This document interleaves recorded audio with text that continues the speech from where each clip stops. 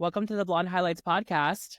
Hi, guys. We are back. And this week, we are here to have some fun. We have lots of things we want to talk about, including boundaries.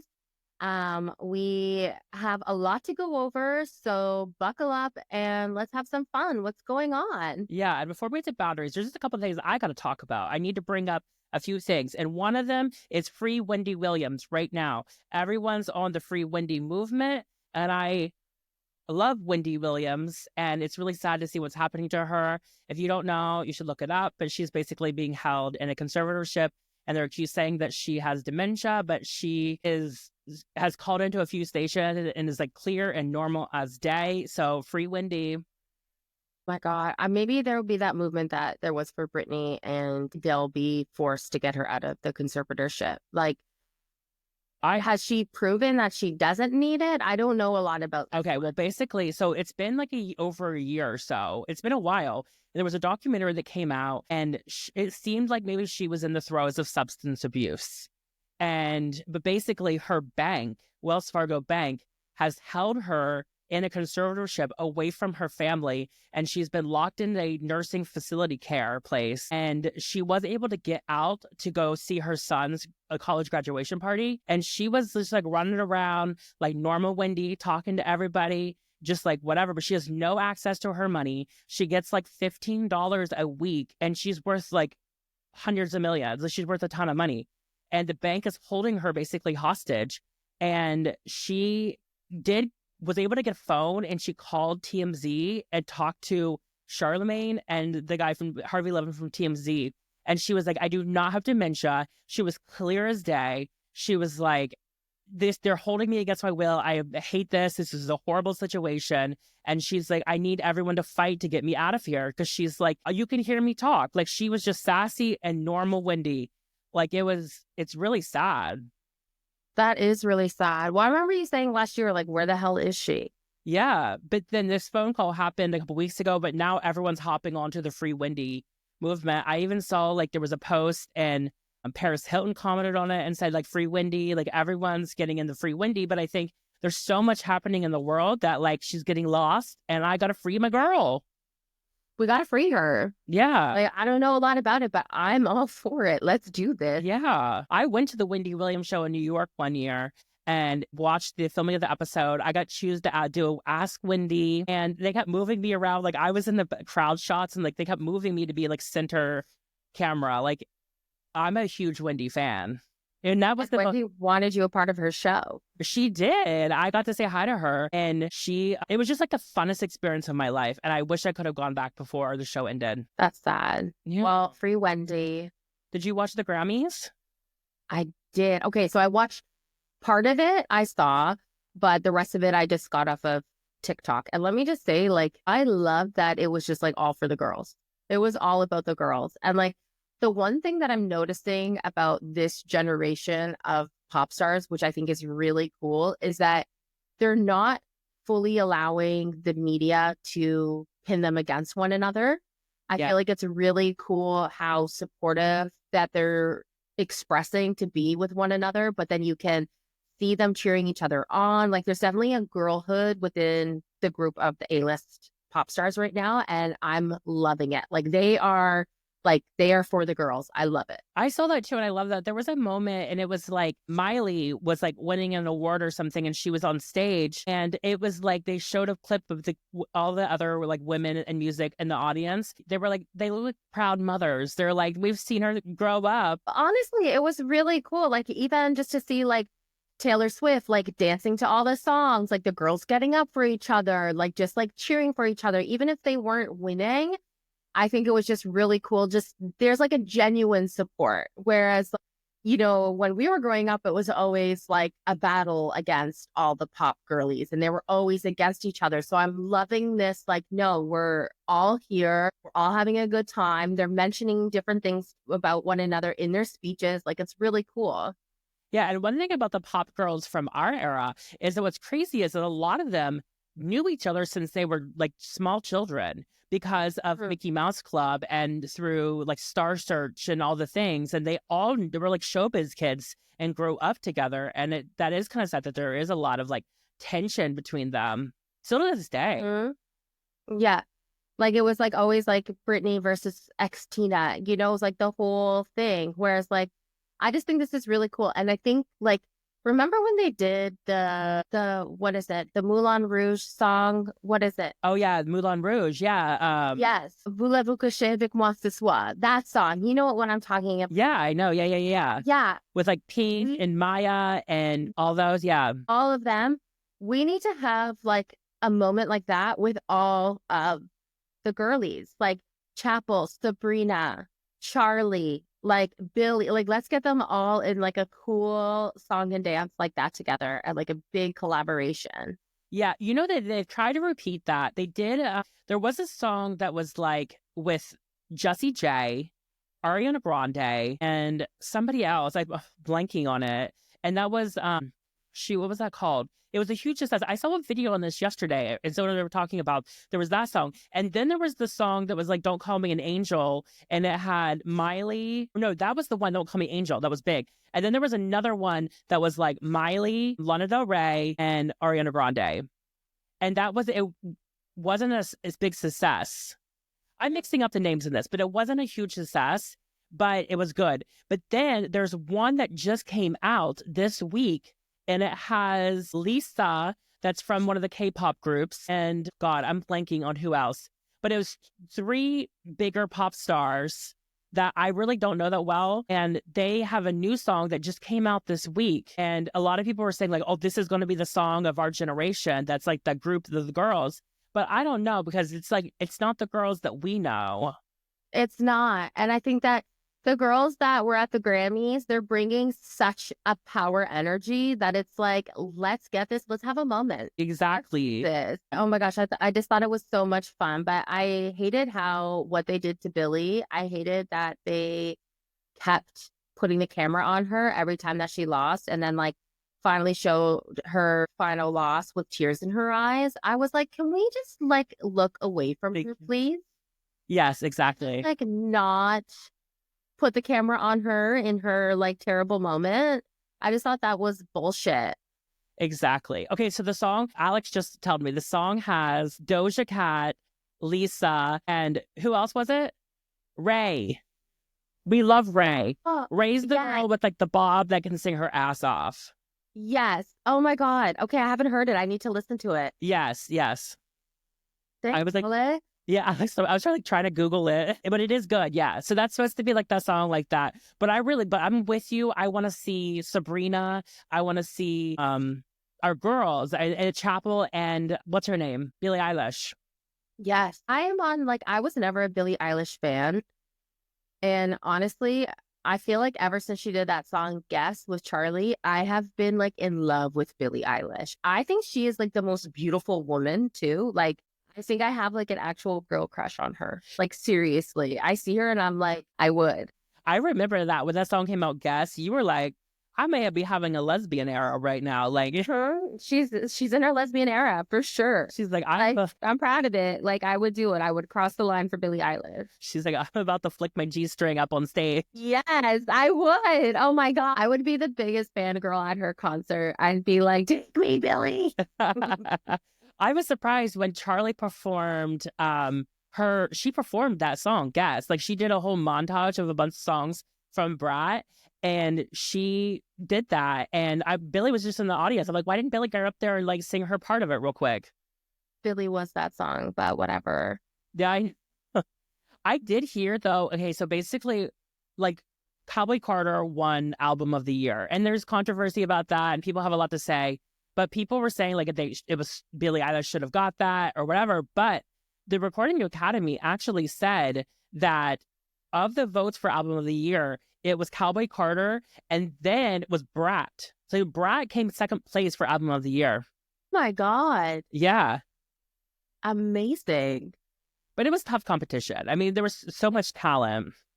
It was so hard. And like, I think Cowboy Carter is like a big win. I think that let's just be happy for Beyonce, you know? Yeah. I know a lot of people are up in arms about it, but I love Beyonce. I love Cowboy Carter. I've been listening to it the last few days. And then I saw this piece where this guy like breaks down songs and gives meanings and everything like that. And he had this amazing 5-part series on how the song Daughter on Cowboy Carter is a response to Daddy Lessons that was on Lemonade, and that she performed at the CMAs with the Dixie Chicks or the Chicks. And it was like crazy controversy. And apparently Cowboy Carter is made in response to that performance at the CMAs and her like kind of being snubbed and people being angry about it. But that song, Daughter, is a response to Daddy Lessons, because in Daughter, she talks about murdering somebody. And and then there's like the Italian opera in it too. It's a beautiful song. But he broke down every single line of the lyrics and how it was a response to Daddy Lessons that was like shoot, or like talking about shooting somebody or something. And this is the response. Oh my God. Mm-hmm. Damn. Okay, I need to go on a TikTok binge after this. Yeah. I have to send it to you, because here's the thing is, do you know that sound with Kathy Griffin that's like, I need to talk to a gay person. I need to talk to a gay person. Yeah. That was me yesterday at work. I was like, I need to talk to a Beyonce fan. I need to find a Beyonce fan. I hate when that happens, when there's like a tea that you know, like only a specific person is going to be able to join in on this. Like, I have that sometimes where I'm like, I need to talk to Kyle. Like, I need to talk to Kyle right now because she's the only one that's going to understand this urgency. Like, this actually happened yesterday, but I knew you were busy, so I didn't call you. I actually downloaded the Gypsy Rose audiobook. Oh my God. And she went into like, I actually had to stop listening because I was home alone. I was getting creeped out. And she was talking about, I'll just say this quickly. She was talking about how like even chewing her food was like a trigger for her. And she was like, it's food, y'all. And I was like, oh my God, I need to talk to Kyle right now. So did she narrate her book? Yes. Oh, hell yeah. Yes. Oh my God.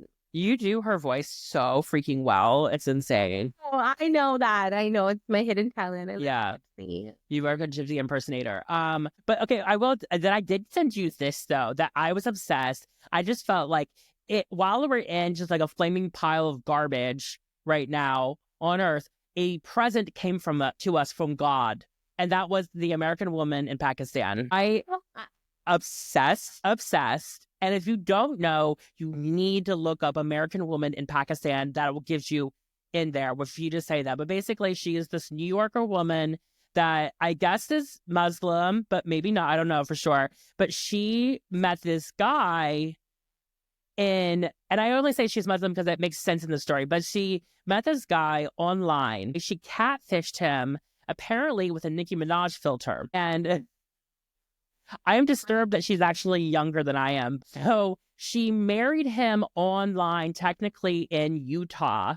She's from New York. So they're married online, and she's been catfished him this whole time. So she shows up in Pakistan and is like, I'm your wife. And he's like, who the hell are you? And she's like 32. He's 18. Okay. So him and his mom get up out of there because she camped out in the apartment complex. Like she's camping outside the apartment complex. 18? Yes. Stop it. Oh my God. I didn't know. Okay. This is getting better. So him and his mom take off because she's not leaving. She's there. So they run up. She's like, what is this? Yeah. So apparently this just all blew up this last week, but she's been there since October, camped out in front of his apartment building. Okay. So then she's camped out there and she's met everybody. She knows everybody in the neighborhood. She's friends with everybody. It's all going down. Well, apparently the news picks up on it months later this last week. And the Pakistan press is obsessed with her. And she's Madonna. You know what I mean? Like she is the biggest star in Pakistan at the moment. Everyone's obsessed with her. She's holding press conferences everywhere. There was this guy, he's like a philanthropist and he is like very well respected in Pakistan. He's like took her under his wing to like help her. Well, she doesn't like him. So she's like, shut up, you man. She's like, no one wants to hear you talk. And she's always yelling at me because there'll be like microphones surrounding her everywhere. Like she's the freaking president. And she's like, so here's the thing. But now she starts demanding money. She's like, I'm demanding the Pakistan government give me $20,000 up front, okay, weekly. And then she's like, you know what? No, 100 grand down, 20 grand weekly is what I need. And she's demanding it. And it's just ridiculously funny. Unfortunately, there is some mental stuff going on, I do believe, because her son made a video and said something. Apparently, she's married and has kids back home in New York, and she's on this thing in Pakistan. And so they take her under her wing. There was this police officer, her name's Shabana, and she's kind of like a sassy police officer. Love her. Apparently, I heard that she was a precinct chief, because I was confused because she was wearing high heels with her police uniform. Damn. Yeah. And so Shabana is with her now all the time, and she's doing the press conferences. She's meeting everybody that got her new clothes, new everything. And it just really showed like hope for the world that these people were so kind to her and like took them under her wing, even though she was demanding money and demanding everything and being absolutely hard to deal with.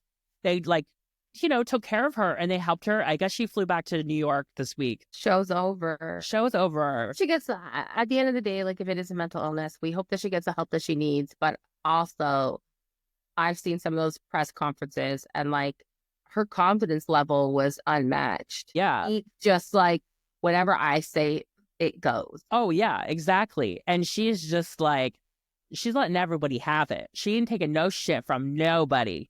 And everywhere she goes was like a million paparazzis, a million news cameras, microphones everywhere. Like she was going in places and she's like, I'm going to fix the city up. She's like demanding money from the government. And she's like, I'm going to replace this. We're going to fix the city up. She's like, y'all need help over here. She's like, I'm here for you. Yeah. You're here for me. I'm also here for you, though. Oh, yeah. She's like, we're rebuilding the city right now. Oh, my God. God bless her. Yeah. I just hope that she can get help in New York. The level of hair she got there.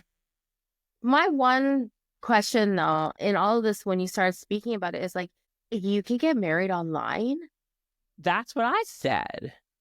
What? Yes. How can you just like get married online? Well, there's something to it. Maybe it's like a law in Utah, because I know that she was married online, but she's technically married in Utah. So maybe it's like a Utah loophole of some sort. I don't know. But for something to do with Utah, and that's how it was done online. Oh, my God. Yes. Damn. But apparently she has a man and kids back in New York that she left. So I don't know. She's like, I just needed a fucking break.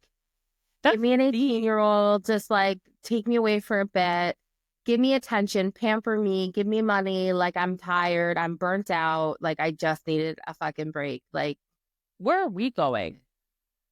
I think we need to roll up somewhere and get some money. Yes, let's do it. We need to plan this. Are we going to Bangladesh? Not overly planned. I want to go anywhere with you. Yeah, I don't know. Maybe Papua New Guinea or something? Let's do it. I think somewhere tropical. I need a tan. Like, I am ghostly. I am so ghostly. Oh my God. Do you have a highlight? Do you got a low light? Okay, I do have a highlight. Highlight is she got her seeds started. I got the seeds started. I got a setup in my bedroom with the grow lights. We got like a million seeds going. I probably overplanted. I still got to get some corn and cucumber seeds, get that going. But that's the highlight right there. She got a whole seed growing operation going down. And I'm a farmer. And I just remembered I forgot to turn the lights back on. But so hopefully they'll have low light. Okay.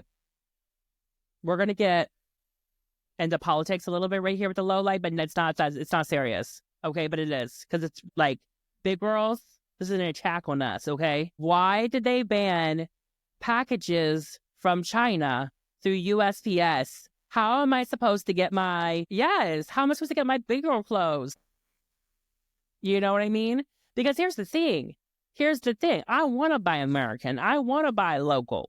But when you're a certain size, it's hard to find those clothes at an affordable price. Affordable. Yes. So some people like their Shein. Some people like their whatever. I love cider. Cider's based in LA, but they ship from China. So I'm like, I need to get my clothes.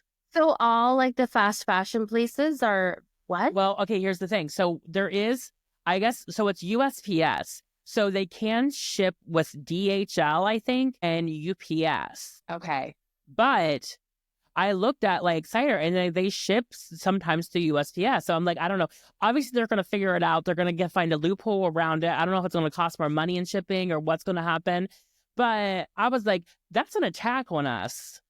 Uh-huh. Our way of life. We need our cute, thick clothes, because that's the other thing too. I mean, yeah, I can't say too much about that, I guess. We won't deep dive, but we're gonna put it out there that this sucks. Yeah, That's ridiculous. I would say, hey, I could order for you, ship it from Canada, but we know that that's also going to be a problem soon. Yes, but I will get I think they'll ship it through DHL or something. That I think we'll figure it out. We're gonna survive through it. But I was like, what about my clothes? I need to look cute though. I know. They're like, they make really fashionable big clothes, you know? I do like cider. I think cider's cute. I do too. I'm obsessed. Their qualities, and they make things to order as well. Yeah. Yeah, which I didn't know that. What do you mean? Like, this is what I heard. So maybe don't like hold me to it. But if you order from cider, they don't just have everything sitting around. They make it to order. Oh. Yeah. They don't make like, say, 100 pairs of the same pants and then it gets wasted if nobody buys it. They only make it if you order it. And then it takes time for them to produce it, make it, and then they send it out. That's typically why you can't get like super fast shipping for cider. Okay, you know what? That makes sense, because a lot of times, because I go through and I favorite things, like I go through like once a week and I click on what's new in the curve section, and then I favorite what I like and I don't like.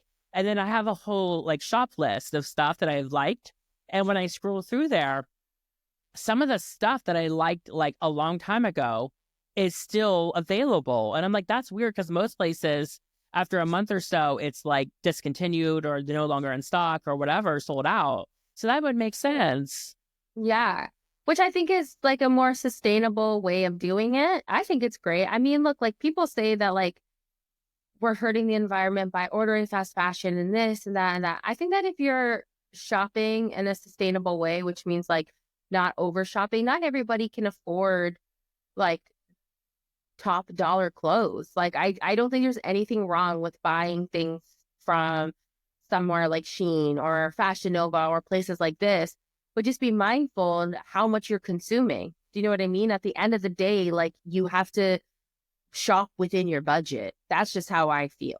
Yeah, and I don't know if you believe this or not. I mean, this is really shocking probably, but I recycle my clothes. Like I wear them more than once. I make an appearance, and then I'll make another appearance in the same top. I probably made several appearances on this podcast with a similar top, and that's just because I want to save the earth, and not because is there any other reason. Girlies. Yeah. Girlies. Yeah, you know? exactly. Like, and that's what it is. I try to do that. Like I'll reuse some of the clothes or I'll do whatever, and I'll like all my winter stuff will get packed away, and I'll reuse it and reuse it. Obviously I need to add things into my wardrobe, obviously, whatever, but I'm trying to be a smarter shopper where I'm not just like buying everything because I like it. I'm like, okay, well, am I going to wear this? Because I buy a lot of things that I like that I'm like, I'm never going to wear it though.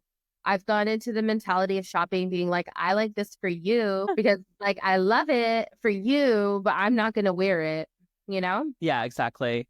Yeah, so but I feel like I wear my clothes to the dirt. You know what I mean? I wear them over and over and over again, especially with work. And I go back and I re-sew them when things rip or whatever. I am going to start sewing a lot of my own like lounge clothes with all natural fiber because I get a sewing machine. I can't wait. Yes. Because you're going to sell me things too. I'm going to make you some stuff too. I guess a little matching like lounge wear.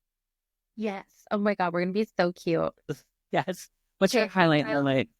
At the sewing machine. I think my highlight is just I've been super busy with work, which I'm so grateful for. As we spoke about in previous episodes, like a lot of the plus size modeling world has been like very slow for a lot of girls. So I'm so grateful that I'm now having a peak where I'm like, okay, I'm having a good ride. So I'm just hoping it lasts. You know, it's been slow for me for a while. So this is really good. I was in New York, Toronto, Utah, and then back to New York and in Toronto all week. I did 7 flights in like 5 days, which I haven't done in so long, but it was so much fun. And while I was doing it, I was like, oh my God, like this has been a hot minute since I've like burnt myself out really from work. So it felt really good though. Like it felt nice. And like, At first, I was a bit hesitant of doing the flight to Utah because it was so last minute.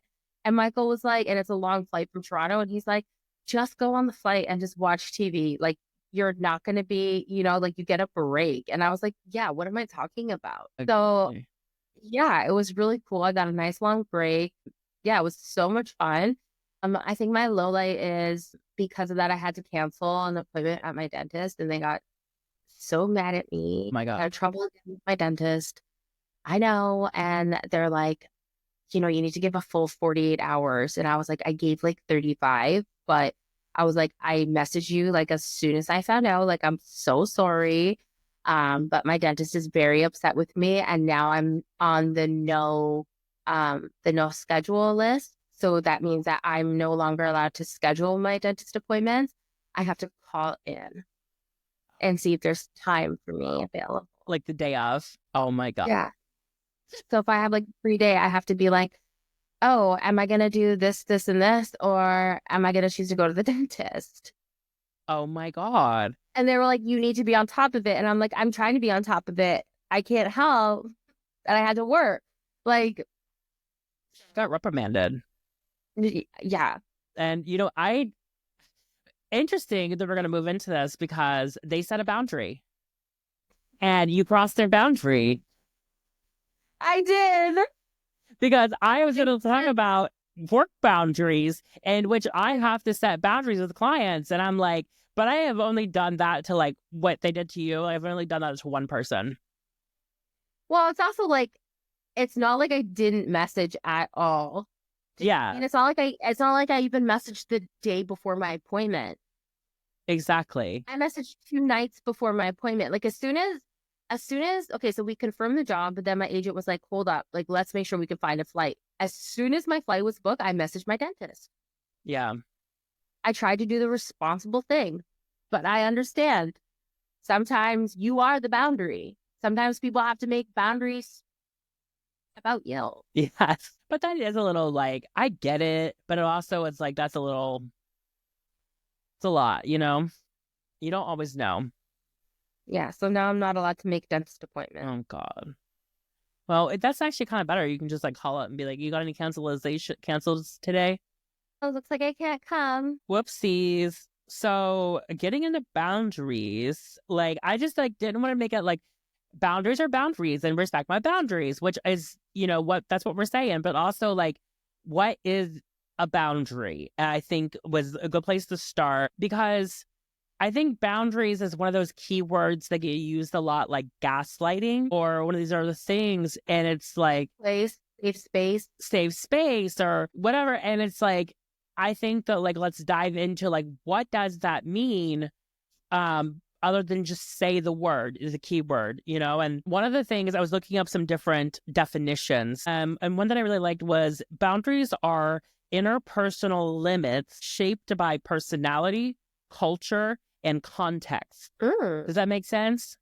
Yes. And I think that was basically saying, and I have several definitions, but that one I like because it was basing it off of boundaries can change depending on the context of the situation. It can depend on your culture. Like some cultures are like kiss on the cheeks. Some are like do something different, and then others are, also personality wise too, can shift from person to person of what people is acceptable. What are people limits with you, Yeah. Like personal preferences. Yeah, exactly. And did you have anything that could kind of say with that? No, not so much in like defining boundaries. I do think that there's like a range though of different types of boundaries. So I think that there are boundaries in a lot of things that we do. But again, I think because it's such a, not trigger word, but like one of those words, like one of those reused words that it's kind of tiring to hear the word boundaries. But I think that there's boundaries you need to set in basically all of your relationships.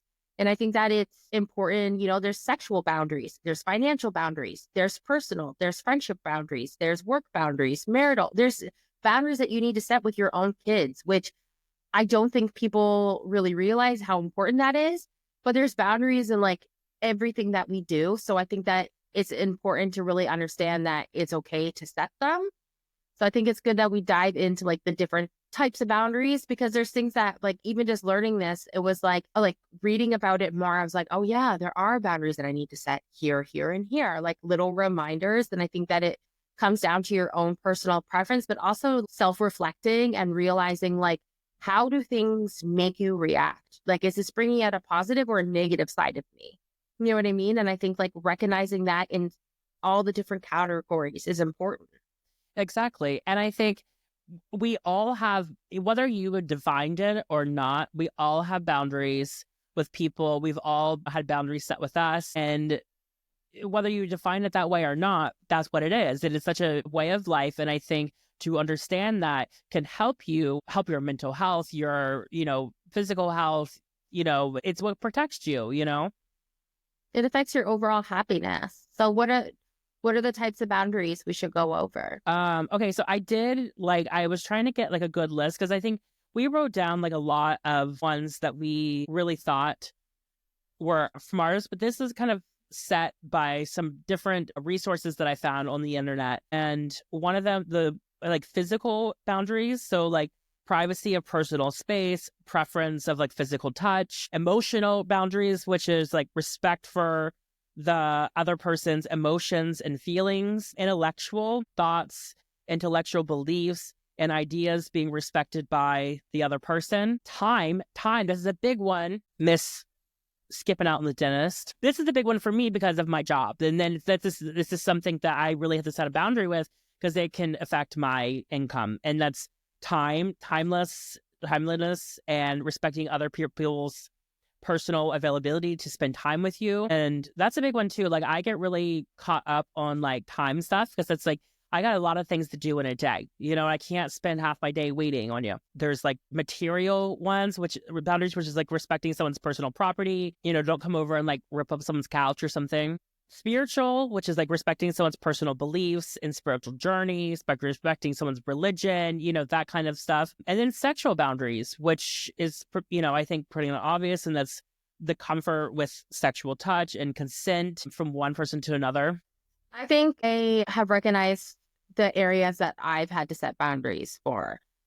So the main places that I myself have set boundaries for are my work, my friendships, my marriage, when I was single, my dating boundaries, as well as now, like I set boundaries with the kids. I think that it's important, like say, let's go into my dating boundaries. I think it's really important to set boundaries for yourself of what you will and will not accept or tolerate. And I think that that's also knowing your self-worth and knowing that you don't need to put up with certain things that don't make you comfortable. So if somebody's inconsistent with their communication, they're inconsistent with what they say they're going to do versus what they're actually doing, you're allowed to set that boundary to be like, especially in the early days, to be like, I am not accepting this. And you're allowed to communicate your boundaries as well, to be like, I am not somebody that can work off of the things that you're giving me right now. Like, I'm going to need more than that. And if you can't accept it, then like, that's it. I think really holding true to your boundaries is important. Otherwise, you're walking all over yourself, essentially. Yeah, exactly. And I did hear, like, there was one thing I found in researching this is that sometimes like narcissistic abuse can make you like have less boundaries, which can make you more vulnerable to certain situations. So that's, I think, is an important thing, because I think a lot of people have had some sort of narcissistic abuse in their life and have learned to not have boundaries with other people. And so I think boundaries are a great way to protect your own mental health, your physical health, to protect, your time, your everything. And especially in dating, especially with dating, and especially with new friendships or new people in your life, it is very important to have boundaries in that way. I think also too, one thing that took me a while to admit, and I know is hard for a lot of other parents out there, but it is setting boundaries with your kids. And I think that that is so important, because I have experienced a lot of mental burnout with the boys. Like, just, I'm constantly with them, doing everything for them, making sure that they have everything they need. They're on time. They're the happiest that they can be. Like, that's my goal, just to make them happy. And I find that because of that, I'm constantly just like emptying my cup into theirs and pouring and pouring and pouring. And I realized like there needs to be some sort of boundary where it's like after a certain time of day, it's like I need to set some time just to be like, hey, I'm taking some alone time right now. I need to go do this for like a half an hour. They're old enough where they can be self-sufficient. But even if they weren't old enough, I think that it's important to tell your partner or your support person to be like, you need to watch the kids right now because I physically and mentally need a break. And setting that boundary of like, when I'm taking my time for a little bit, like if I want to have a bath, like you don't need to come and knock on the door. It's not that important. You can wait till I come out. Do you know what I mean? Unless it's obviously like an emergency. But I had to really learn that like, it's okay. Like you're not a bad parent for like saying like, give me like a 30-minute timeout. Because I was hiding at one point from the kids, like hiding to take a break. And I'm like, this is messed up. Why am I hiding in my own home, eating an ice cream in my closet? Like, no, I'm setting these boundaries. No, exactly. And I think it's good, especially with kids, when you set those boundaries, that teaches them how to set boundaries for themselves when they're older. And I think it's an important quality to know how to do that because like there's a lot of people who don't. And then that causes a lot of issues in people's lives and they don't know how to respect boundaries and they don't know how to set boundaries for other people. Have you ever been the person that you feel that someone has set a boundary for? Yeah, I would say like in my wild partying days, there was people who set boundaries with me. You know what I mean? Like there was people in my life that got sober. They had to be more responsible. I don't know. They were like, you're too wild. I cannot. And it was also that kind of boundary of like, I remember there was a person that was very close with me and he got sober and he cut me out of his life. And it was hard for me. But what I realized is that for his own health and for his life, to save his life from what he was, everything involved in, he needed to set a boundary that I could not be in his life. And it was hard for me, but I had to accept it. And I've seen him a few times and I've said hello and it's just as simple. And I know that as hard as it was, he had to do that. Mm-hmm. And that's it sometimes. Like, even if you don't want to let go of a certain relationship or a friendship, you kind of have to sometimes in order to grow. You know what I mean? Like, I'm sure that person like loves you dearly, but like just had to do it for their own personal gain, right? Yeah. And I'm sure there's been plenty of other boundaries set with me, but that's one that I really think of. And then also, this is kind of in this topic right here is I've had friendships with narcissistic people, and I have seen where there has been like a toxic side of boundaries. Like, well, people, like I've noticed that sometimes like a narcissistic person will weaponize boundaries against you to create them to be the center of attention at all times and for everything to go their way at all times. And what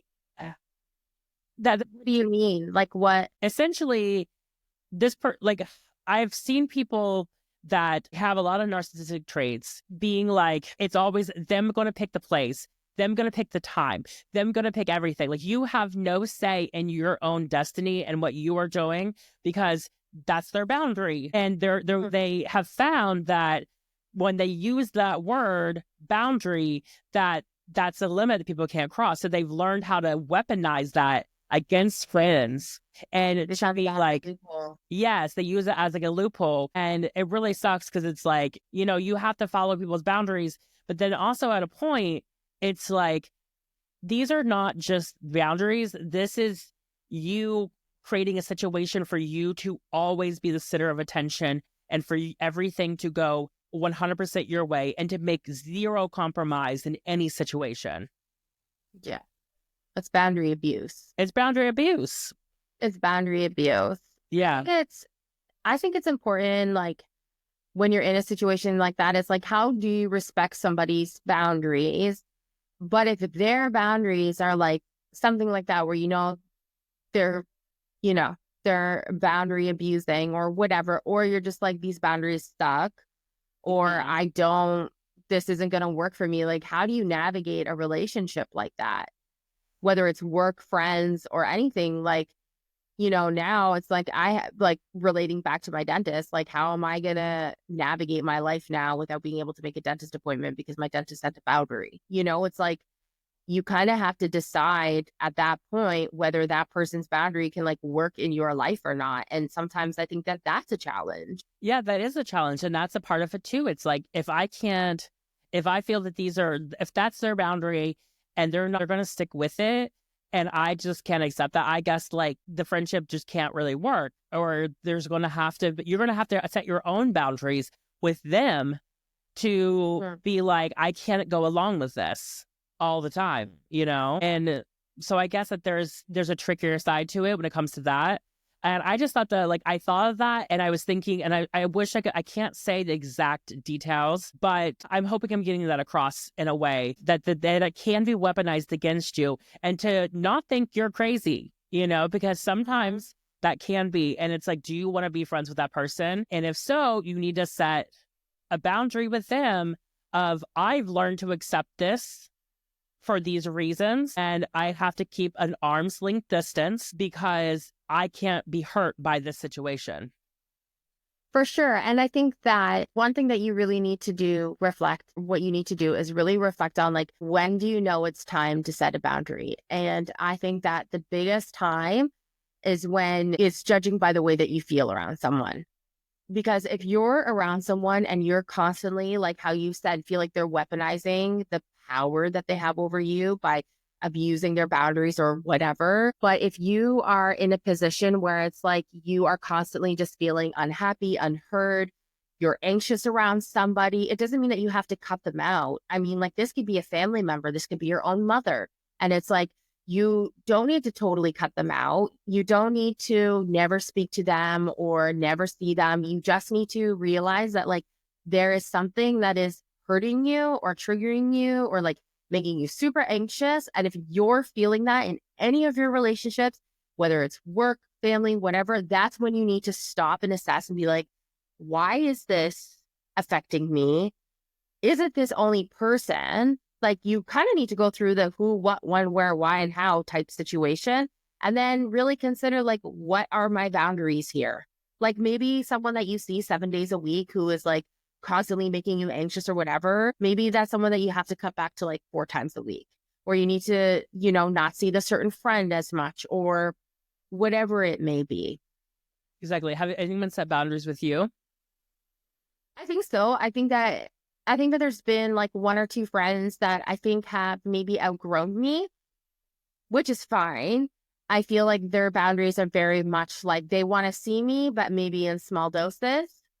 I could kind of like sense that the way that the plans are made or the way that they kind of go about hanging out with me seems very just like, I'm like, okay, like, clearly there's some sort of boundary. I don't understand why, because I don't feel like I've done anything. However, I think it's more of a sense of like, they've maybe just outgrown me as a person, which is fine. I've outgrown some of my friends, like, it happens. So I definitely think that people set boundaries with me.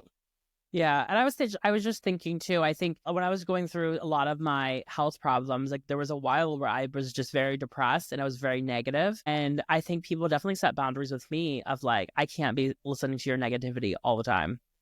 And I get that. But that was something I think about that was done, set against me for that reason.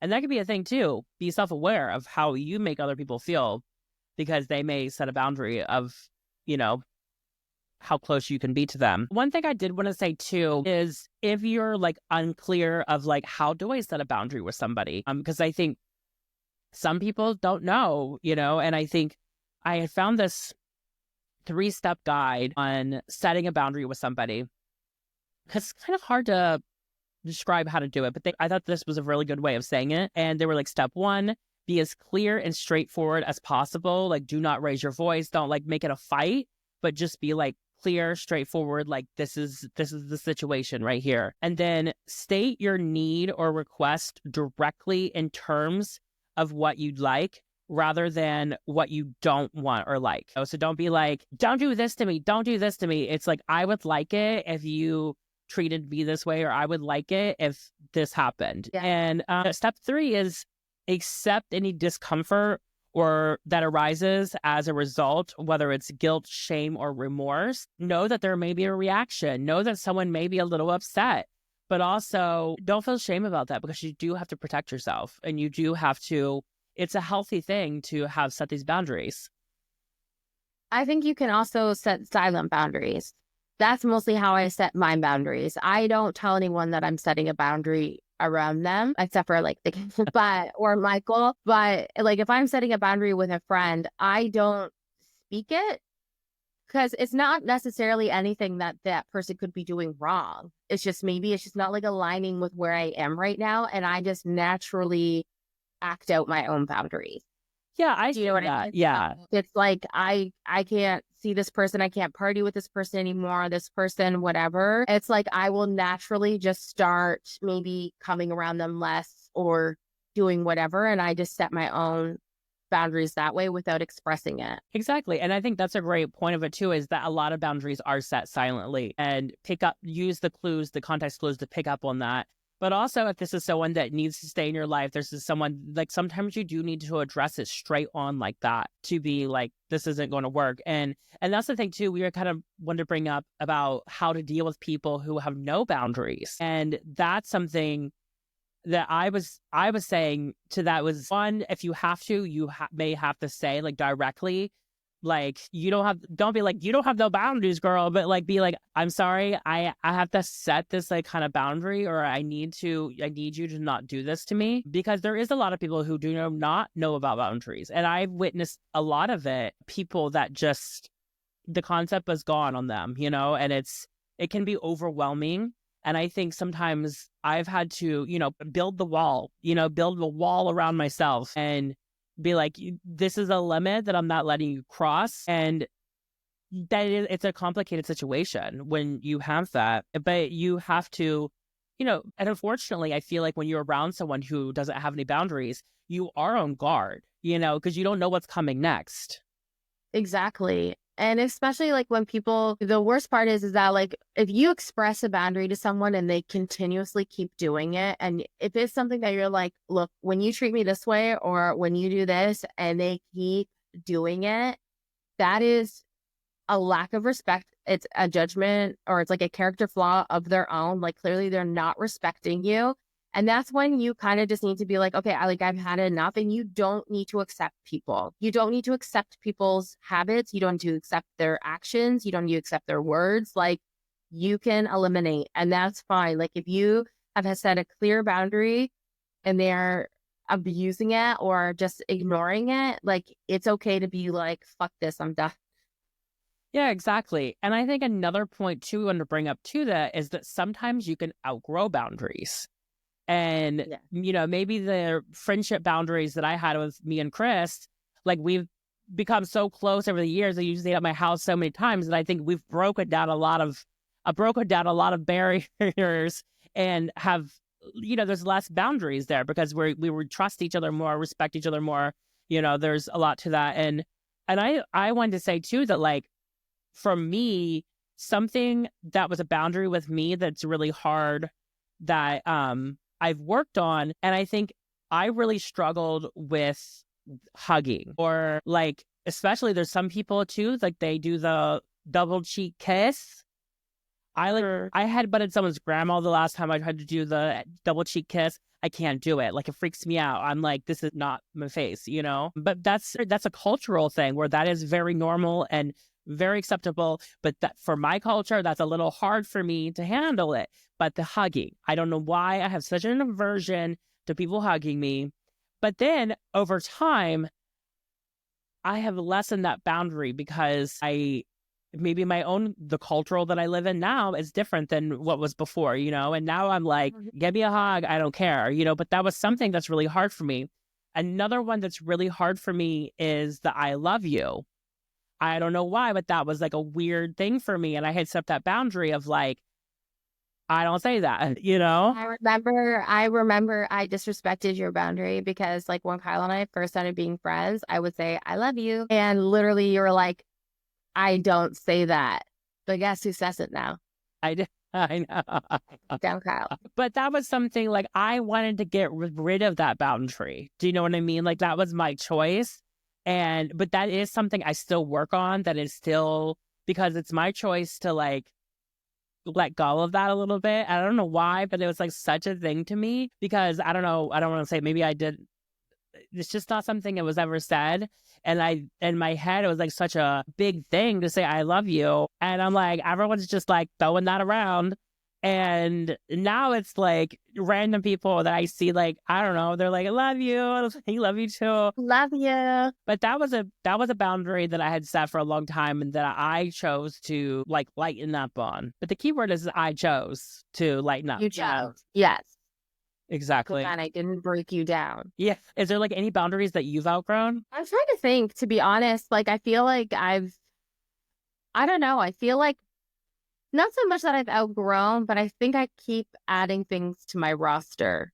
I think that I'm constantly recognizing certain boundaries but I can't think of anyone. And I'm sure I have outgrown certain ones, although I can't think of any, to be honest. I don't have an exact situation. Oh, yeah.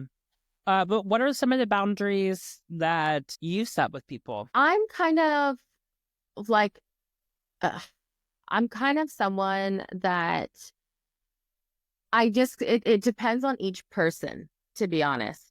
Yeah. So some people I can allow in my home and like they can do whatever they want and like whatever. And then there's some people where it's like, I'm not that comfortable. Like, I'm not going to bring you into my home and like have, a sleepover and like do all that. Like, I feel like it's, for me, the boundaries that I set are like per person and based off of my comfort level with them. I feel like there's a boundary in which I don't allow certain disrespect towards me. I think before I used to be such a pushover that I was really scared to stand up for myself. I was really scared to self-advocate. I wouldn't, do certain things out of fear of pissing someone off. And now I'm like, no, I'm an adult. I can hold my own. If this person's going to be upset with me, that's fine. But I need to learn that, like, I can cross a certain boundary of myself of like, okay, I'm not allowed to speak up, or I'm not allowed to, just make everybody, like, I just have to make everyone happy. And I feel like in doing that, I think that it's set a level of respect that I have around myself that kind of just not, I don't want to say dictate, but kind of just like gives an example of like how I like to be treated and what I will and will not tolerate at all from anybody. Yeah. I was thinking like some of the examples of boundaries that I have with people is, one, there's certain people that I'm like, we're not talking about politics. I'm just like, but like some people I'm like, let's do it. But there's some people where I'm like, I've had to tell people like, listen, do not bring this up to me again. I do not want to have this conversation with you at all because I love our friendship and I love whatever. We do not bring it up. And then I have a lot of boundaries with clients because I tend to allow clients to walk all over me, and which is a thing. And I've had to like not crack down because I don't want to be that person. Because I know some people have maybe a little too much boundaries with their clients, but you definitely like don't waste my time. That's a big one. My number one boundary that gets under my skin the most is don't waste my time.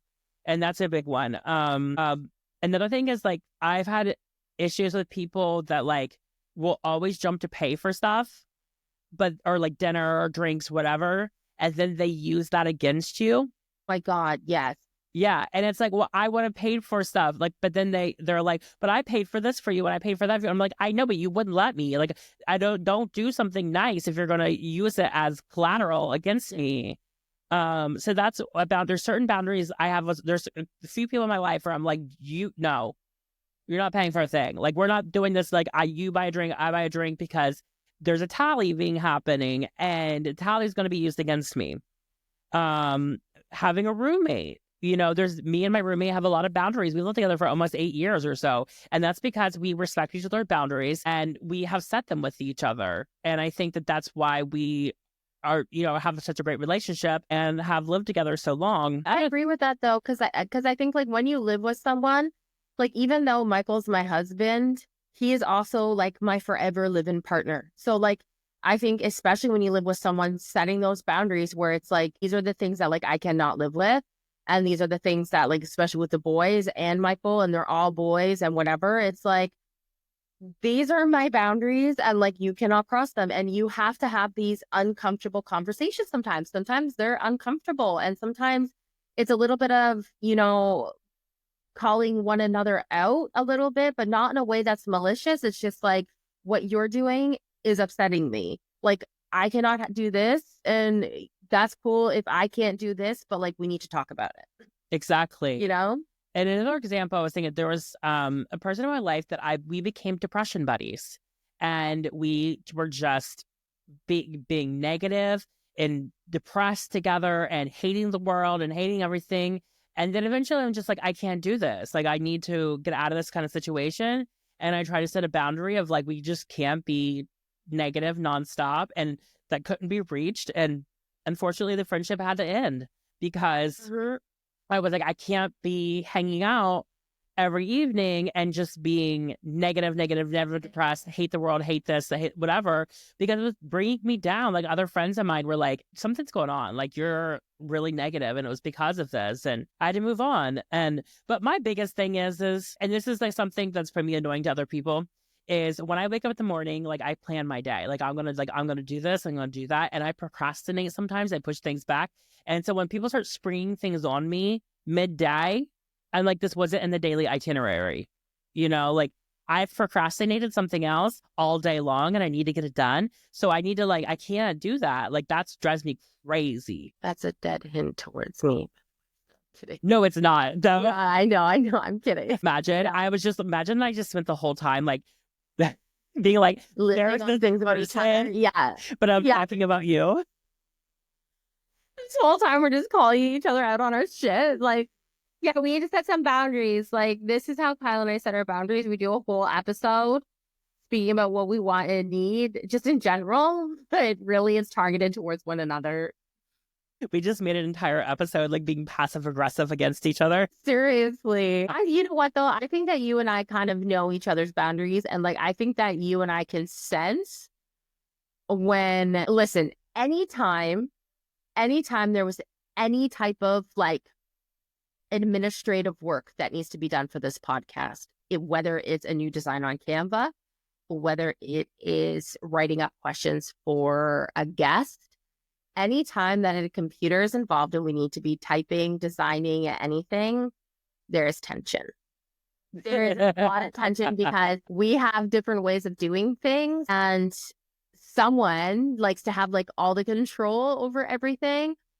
And I try to do things where it's like I can have my own control without like letting her know that like, hey, I'm actually doing this, typing things up in a different document so she can't like revise it as I'm typing and things like that. And I think that we have learned our boundaries and now it's funny, but yeah, because we both had to figure that out. Like that took us a minute to figure out because here's my side of it. Now that you passive aggressively brought that up, was basically like we would be doing something and it'd be like in Canva, like making a graphic design or something, and I would go through and make sure everything was centered and everything was good. And I was fully open to change, but she would go in and start moving things. And I would be like, I spent 5 minutes making sure everything was like perfectly straight. Now I have to remove everything to get the lines to show up to make sure it's even. And I'm fine with changing it.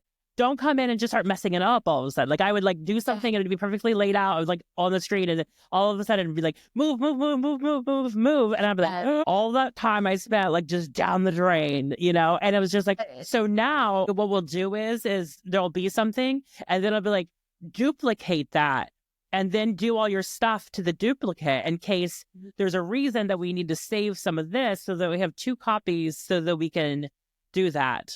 But that was something that we really had to work on because I get a little irritated. I get irritated really easily over stuff like that. And I try to like work on that a little bit. And I can sense when she's irritated. And then I'm kind of just like, fuck, is she irritated over this right now? Like, I can't. And then I'll be like, well, I'm just saying, like, so we definitely know we did it.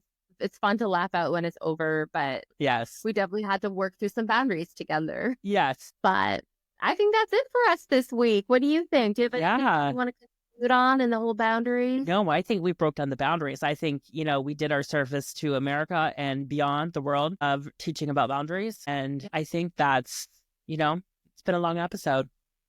It's been a long episode, so we're going to go. Yeah. Thank you so much. Follow us on all our socials, Blonde Highlight Show, and we will see you next week. Okay, bye. Bye.